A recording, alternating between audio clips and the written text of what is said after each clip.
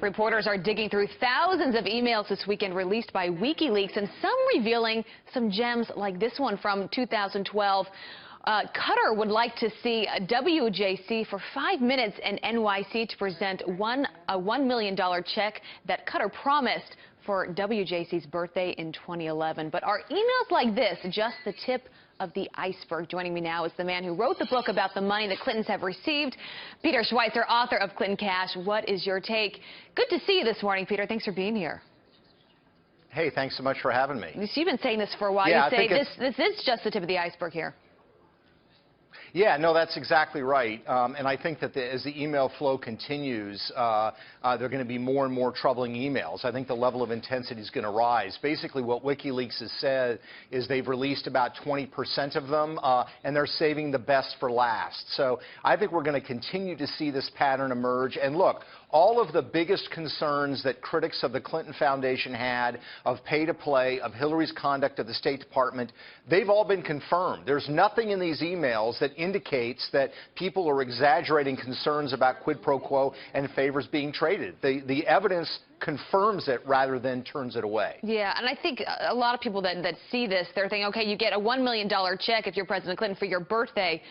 How many others are there? How many other gifts are there? And where is all this money going?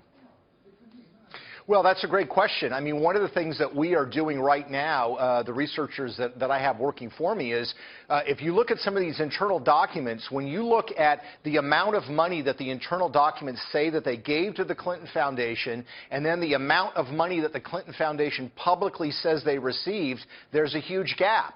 So the Clinton Foundation, in its quote-unquote public disclosure, has not been disclosing the full size of these gifts. And I think the example from Qatar and other countries is only going to further amount. Look, there needs to be an independent investigation of the Clinton Foundation.